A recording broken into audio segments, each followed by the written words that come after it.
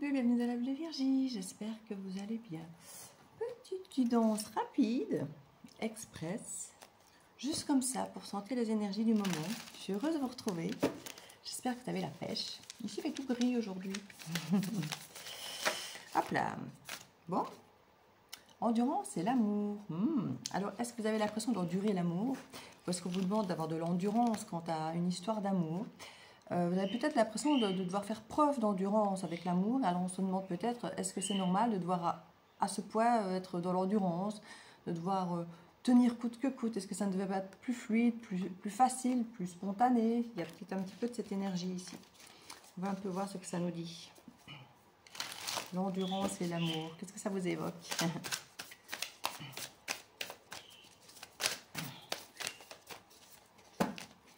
On coupe. L'union sacrée et la simplicité. Ah ben oui, ce serait tellement plus simple. J'ai l'impression que justement, regardez comme ça se contredit quelque part.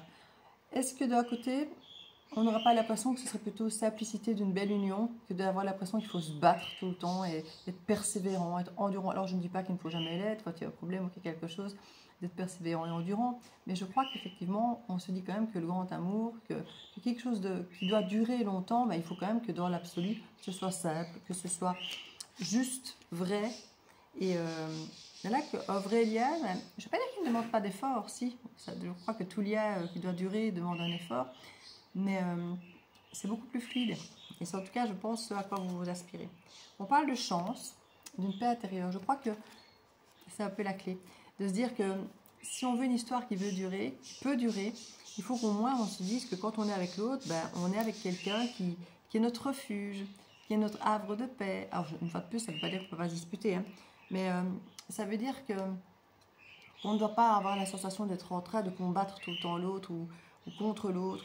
On est censé être deux contre le problème, deux contre le... Alors, pas dire le reste du monde, mais... Et pas toujours d'être l'un contre l'autre. Et ici, j'ai l'impression que quelqu'un a trouvé enfin la paix en soi et ne veut plus la lâcher pour une relation pour laquelle on devrait avoir la sensation de devoir persévérer. On veut plutôt quelque chose de fluide qui nous permet de conserver cette paix en soi. Et là, apparemment, c'est une chance d'avoir cette révélation. Et peut-être qu'ici, c'est une histoire comme celle-là qui s'annonce sous le coup de la chance. On parle de la lune, de l'intuition, par rapport à la solitude, à l'isolement. Il y a quelque chose aussi, une grande introspection. Je crois que c'est un petit peu ça qui s'est passé ici. Vous avez été seul pendant un bon moment. Vous avez le temps d'analyser, de comprendre le fonctionnement. Et ici, ce serait peut-être bien ça la chance finalement. Quand on commence à accueillir une façon de s'apprivoiser seul, on a plus facile après de retourner vers les autres parce qu'on ne le fait plus par besoin ou dépendance, on le fait parce que c'est un plus, parce que ça nous apporte un plaisir, du bien-être, parce qu'on en a envie et pas parce qu'on en a besoin. Quand on a besoin de quelque chose ou de quelqu'un, du coup, ben, souvent on est amené à accepter des choses qu'on ne devrait peut-être pas.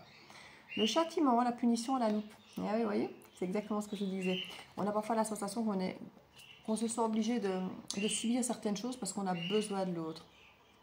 Séduction, séductrice, espoir.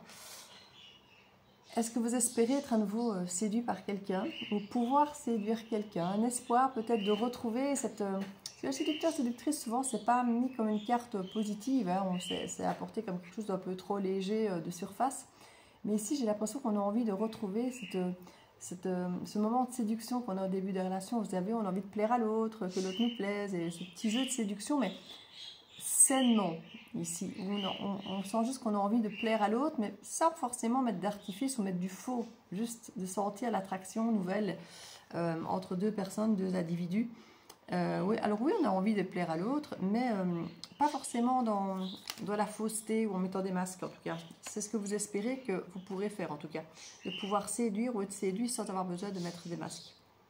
On a une transformation ici qui crée, voilà. On a vraiment une transformation qui crée autre chose, qui crée un nouveau départ, qui crée une nouvelle manifestation quelque part ici.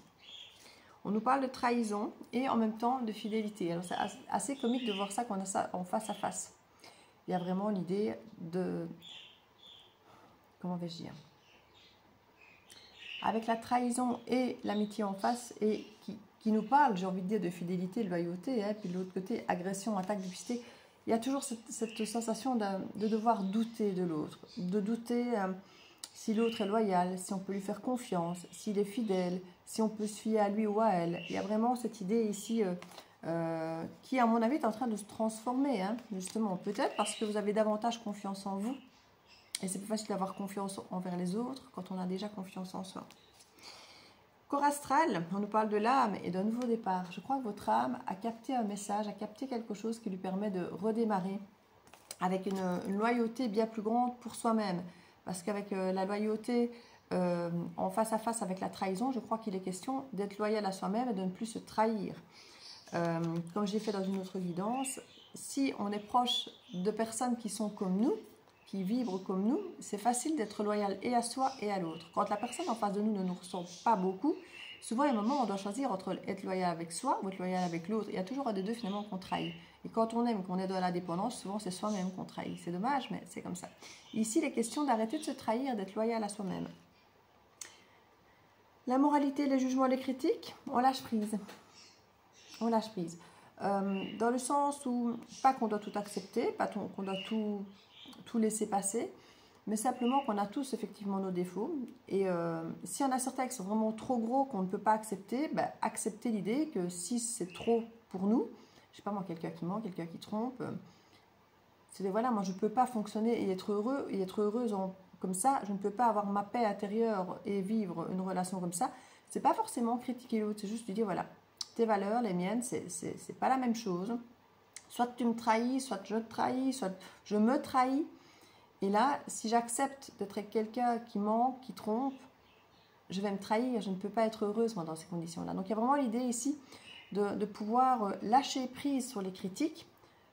Soit elles ne sont pas importantes, elles ne sont pas graves, on les exprime, on place nos limites. Soit, si on a conscience que c'est quelque chose qui va nous faire trop de mal, on arrête de se trahir soi et d'accepter les choses qu'on ne devrait pas. On a le deuil ici avec un souhait de guérison. L'idée parfois que d'abandonner, c'est une bonne chose, c'est une bonne vibration. Il y a l'idée ici de ne peut-être pas s'obstiner justement quand on sent que ce n'est pas bon pour nous. C'était les deux cartes de l'entrée de jeu, de l'idée d'assister finalement dans l'amour. Hein. Donc je crois qu'on a compris ici qu'il ne fallait plus assister dans l'amour. Ça doit être fluide, ça doit être spontané. Il y a quelque chose qui doit vibrer. On ne doit pas avoir à faire d'efforts ou à devoir forcer les choses. Voilà, c'est vraiment ça. On fait le deuil de ça ici. Il y a vraiment une vibration qu'on comprend davantage ici. On nous parle du rêve, de la pensée, de l'imagination et de la connexion à la Terre. Il y a l'idée vraiment de se connecter. On a vraiment les deux sphères. Hein. Avec la Terre, on a vraiment le chakra racine et ici, on a vraiment le chakra coronal.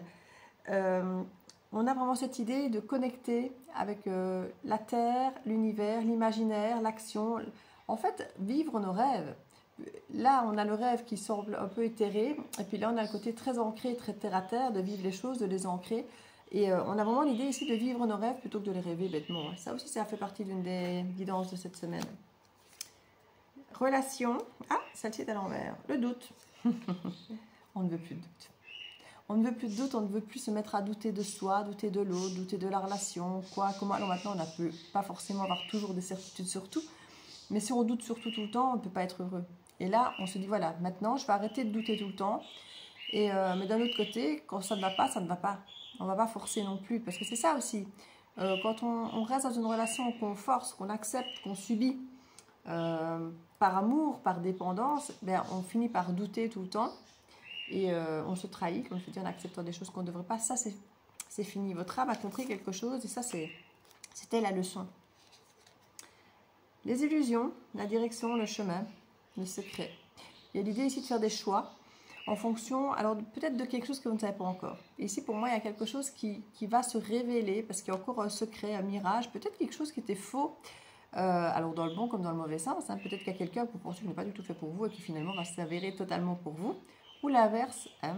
Mais ça peut être même une autre chose qu'une personne faite pas pour vous.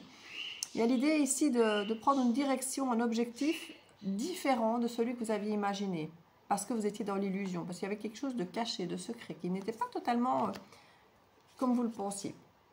On parle de repos, de faire une pause par rapport à des blocages, avec de la peur. On parle de courage. Le courage ne veut pas dire qu'on n'a pas de peur, c'est-à-dire qu'on les dépasse, qu'on accepte de dépasser nos peurs, malgré qu'elles sont là. Et il y a l'idée de prendre un peu de repos par rapport à ça. Peut-être d'arrêter de toujours vouloir dépasser nos peurs, d'aller vers quelque chose qui est simplement qui est fluide ici. Alors il y a peut-être l'idée effectivement d'arrêter d'avoir peur aussi, de prendre du repos par rapport à ça, parce qu'on se projette et on imagine, oui mais on va encore me trahir, on va encore me faire du mal, on va encore... Mais si vous savez faire le tri, si vous savez voir clair et arrêter de forcer les choses, vous n'avez plus de raison d'avoir peur. Les signaux, vous les sentirez. Le printemps, la réussite, nouveau départ avec la réussite. Moi franchement j'aime bien. Confiance, guérison. Et je crois que je vais m'arrêter là. Parce qu'on est vraiment sur de très très belles cartes. Et ici, c'est vraiment une guérison. On retrouve une forme de confiance en soi. Et comme je dis, quand on a confiance en soi, c'est plus facile de faire confiance aux autres. Donc, je crois que c'est de très bon augure ici. Je ne vais pas prendre toutes les autres cartes. Hein. J'avais un gros paquet. Mais je ne vais pas tout faire. Je ne vais pas faire tout. Je vais juste prendre une petite carte. Allez. Petite carte de Merlin. Petite carte conseil. Erlin le sage apprend des circonstances. C'est vraiment ce que j'ai à vous lire. Hein. Extrait la quintessence des circonstances pour en comprendre le sens. Sois curieux de ce que la situation a à t'apprendre de toi. Cet enseignement te permettra de déclencher l'étape suivante. C'est ce que je vous ai dit, vous avez compris énormément de choses par rapport au fait de ne pas insister, que la dépendance nous fait accepter des choses qu'on ne devrait pas, et qu'il y a moyen d'être vraiment heureux avec beaucoup plus de fluidité et de simplicité. Je vous fais des bisous. À bientôt dans le Viergie. Ciao, ciao.